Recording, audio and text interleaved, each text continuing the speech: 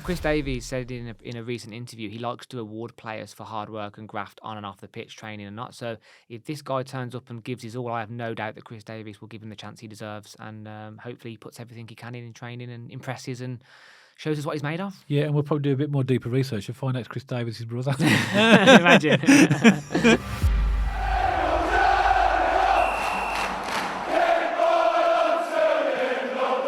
Welcome back to BCFC Royal Blue. And on Sunday, Birmingham City announced the loan transfer from Rangers for Ben Davies. And in this video, we're going to discuss a little bit about him, a little bit about his strengths, what he might offer the Blues team, and how he might fit into our squad. As a fan base, we've actually been crying out for a bit of depth, especially on the left-hand side of that centre-half position. It looks like we have that in Ben Davies. But let's get into it. So, Dad, what are your thoughts on Ben Davies, and what can we expect as a Birmingham City player on loan this season? Well, when I first saw the link, I was really excited, and then I realised when I did a bit of research, it wasn't the Ben Davies from Tottenham because there's another one, isn't it? I thought, oh my word, he's quality. I know, yeah, I'm thinking, my word, if we got him. And then obviously I did a bit of research, and it was the other Ben Davies.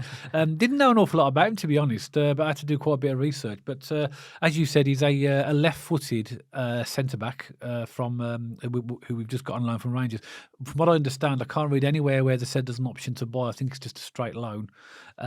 He's 1.85 metres, which is about 6'1", which is okay for a. He's not the tallest centre half, but you know it's good enough. I think he's had a bit of a mixed career. When you look at, and I'll give you some stats in a little bit about his career, where he's been and who he's played for, etc.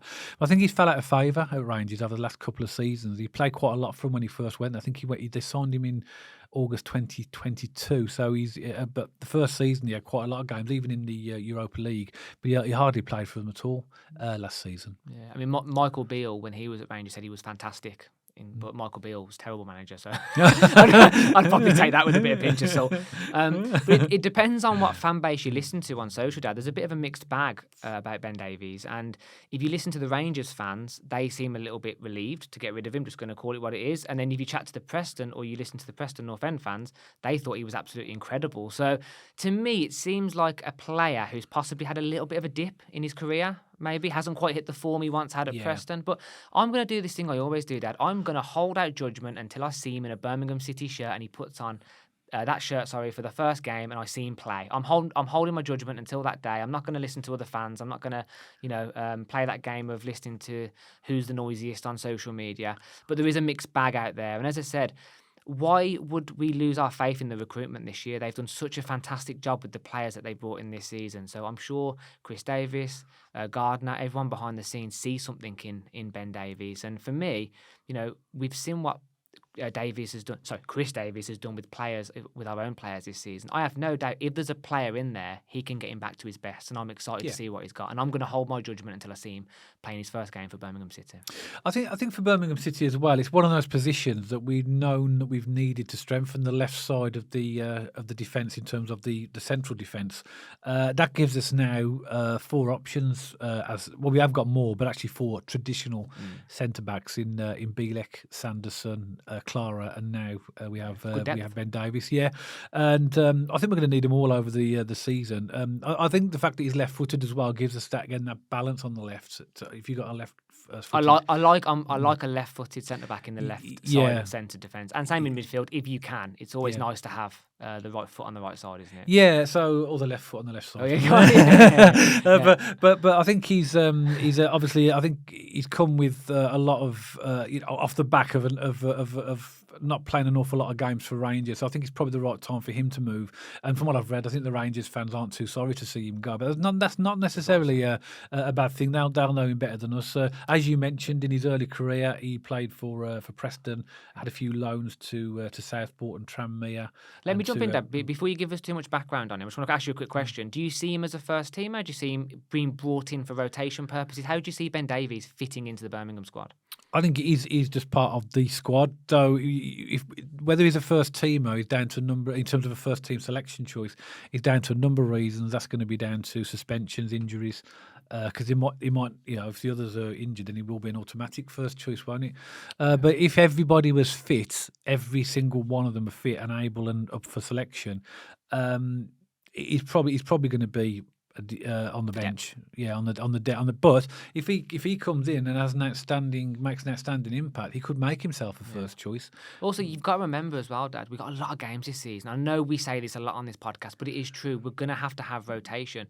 And with the way Chris Davies is setting us up at the moment, the centre halves are busy. They're leading from the back. So they need a lot of energy. Chris Davies is asking a lot of his centre halves at the moment, and rightly so, because that's how you play out from the back. That's how you develop and move through. So who knows, with the energy that we need now, he might get more minutes than you might think. But I agree. I think he's came in for a bit of depth, a bit of rotation in cup games, and suspensions, injuries, all these things. But let's not write him off before his game. I think he could be a great addition to the squad. He's experienced as well. He's 29, so he's obviously got a lot of experience under his belt. So I'll talk about that in a minute. But I think if you ask me at this point in time of recording, who are our first choice centre halves, I'd go Bielek and Clara.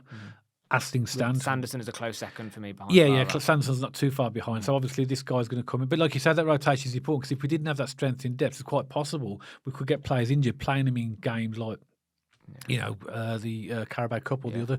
I mean, at the time of recording, coming up, we're filming this on the Sunday. We've now got 3 games in 10 days. So it just shows the intense schedule we have in this league with the cup games, don't it? Yeah. So go back to a few stats, really. Obviously, I think he's more well known for his time at Preston, because he was there a long time.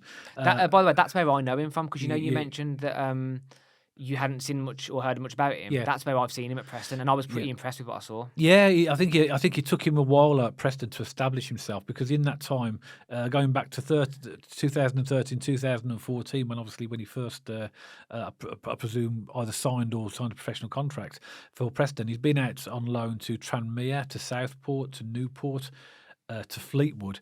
And a real surprise was in 2020, 2021, Liverpool paid Preston 1.85 million for him. But the strange thing is, they automatically loaned him out to Sheffield. He never played a game for Liverpool, to Sheffield United on loan. Then his loan ended at Liverpool, and then Rangers paid 4.7 million for him. Yeah. So he's obviously been around a few clubs, but I think he's the type of player that was well established. I think obviously I do remember him at Preston, because that was the league that we're in, and I think that's where he had the most kudos, for his career. But he played 145 games for Preston. Because as a defender, goals scored and assists don't mean too much, maybe from corners and set pieces, but just to give you him anyway. He played 145 games for Preston, 2 goals and 3 assists. Rangers he played 58 games for in total, and that was including the Europa League. Scored 1 goal, 1 assist. He played for York as well, which I didn't mention, 47 games. 2 assists, Fleetwood 25 games, Sheffield United 22 games. He's played a lot of games, so he's a 29-year-old experienced, and I've got a feeling as well as a 29-year-old as well. He ain't going to get pushed around. He's got that experience. When you get to a certain age, you've got that almost sort of aura of I'm a bit older now. I'm not going to let the player push me around. A bit of an alpha male vibe, just you're not getting past me. And I think when you're younger, you're a little bit more timid and you're building up your reputation. But I think he's gone past that now as well. He's played 151 games in the Championship. He's played 66 games in League Two. 31 games in the Scottish Premiership, and he's played 29 games in League One. He's played a couple in National League, and etc. So he's played at virtually every level. Yeah. So basically, the plus side for me for him is his experience, and we know that there's a decent player in there because of what he did at Preston. Clearly, obviously, Rangers had other people in front of him, and he didn't really push his way into the team. I did get his stats up actually for last season at Rangers, and he played very few games for them. He only played half a dozen games. A lot of the other games, he was either injured or he was on the bench. So he didn't, from game week 8, it was literally virtually all the way through. It was either on the bench or injured. So he had a very disrupted season last season at Rangers. So I think that what that tells me is that he for him, it's the right move at the right stage of his career for him, and it's what we need at the moment. So hopefully, it's going to give both parties what they want. Yeah, I think so. And I know you're the stat man, Dad, so I tend to leave the stats to you. But I did see one which impressed me in the context of Blues and Chris Davies and our football now. Across his career, he has an 82% success pass rate. And again, when you think about our style of football now, playing out from the back, you need to have a good passing, a strong passing game as a centre half, don't you? And a few other things. His market value is around 1.5 to 2 million. He's the third highest earner at Rangers on 27,000 a week. Wow. That's a big old Wow. salary, that is, isn't it? And for me, again, this was coming off a couple of forums, a bit of a mixture of Rangers fans, a bit of a mixture of Preston fans, a few key strengths and a few key weaknesses of him, again, just from the fan bases that know him better than we do. Key strengths: jumping/aerial battles, short passing, coming back to that stat, reactions and strength. And his improvements could be positioning, agility, balance, and speed. So that's not bad. Just like any centre half, there's some positives and a few improvements for his game as well. So again, I'm going to be interested to see how he fits in. I think again, there's a player to be nurtured here. There's a player who has got quality. There's a player who does have good skill sets, good qualities, who can add some value to the team. And I think hopefully Chris Davies can get the best out of him during training in this season. Yeah, and I think what you just explained, they're good attributes to have. And it comes back to what you said, Dad. The aggression and being 29 and having a bit more maturity, aerial domination. All those. I think we sorts of things, need a bit more experience in the side as well. We've got a lot of young players now, haven't we? We do need that extra. I think that you can't underestimate that. The older heads. Let's say, 29 is not old, is it? But it's older heads that have already had the experience, and they can actually sort of really motivate and push players as well. And of course, I'm not going to finish this podcast without going through my heat map that I always look at for every player that we research. And as we know, this guy is a left-footed centre half, but if you look at his heat map, what heat map's this from the last season, or this is from the season before, because he didn't play. I didn't think doing the heat map from last season would do me any good because it's only for half a dozen games. So I went back to 2022, 2023 when he did play a lot of games, and his heat map is predominantly left-sided midfield. And so basically, as you'd imagine, so he's obviously clearly is a left-footed centre half, but his positioning is very predominantly on the left side of the midfield, which is pretty natural and what you'd expect. He does have a few soirees into the opposition half. Obviously, he'll be presumably going up for corners, etc., and where we need that type of thing as well. But it is predominantly on the whole of the left side. So it's not just like a few dots. The whole of the left side in our own half is virtually red, which is the darker the colour, the more prominent they are in that position. From a left-sided centre half. Yeah, but he does go on and support the left wing as well and left midfield. Oh, you know what, Dad? Me and you said this at the Orient game. We would love to have a bit more power from set pieces, wouldn't we? Because last season especially, we were tiny. We had no height and physicality really in terms of from attacking corners, attacking free kicks. And I remember the Eustace season, his last season before it all went wrong, without dwelling on that for too long. We were really good at set pieces. We had Austin Trusty, we had Dion Sanderson, we had Maxi Collins. So we had really good physical defenders. And I remember we were quite dangerous from corners. We scored quite a few, whereas last season wasn't there. And I'd love to see us score a few more goals from set pieces because it's a real asset. Well, I think he's been brought in to probably give us a bit more of a presence for that type of thing as well. Because we said last season, didn't we, Matt? You look at our channel for the videos that we did last season. We said continuously that we had such a small team. That's changing now. We are getting taller players. Clara, Williamson now, this chap as well. Even Garden Hickman. I think he's 6 foot something, isn't he? So Cochrane, really tall player. Yeah, so that's actually that needed to change because we were tiny, weren't we? But overall, I think this guy is going to be another good addition to the squad. Initially, he's not going to be a first choice. He's obviously going to have to prove himself, but he'll get that chance because we're going to have the Papa John's Trophy, the EFL Trophy, whatever it's called, and obviously got the Carabao Cup.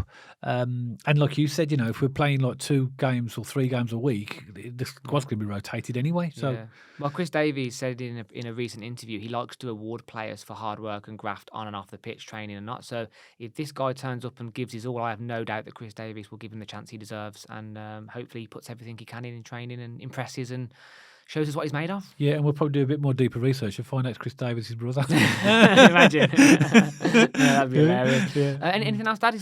No. Obviously, I think what we've seen with this edition is another piece of the jigsaw that fills in the little gaps that we had where we need strength in position. So I'm, pleased with this. I think we're set in defence now.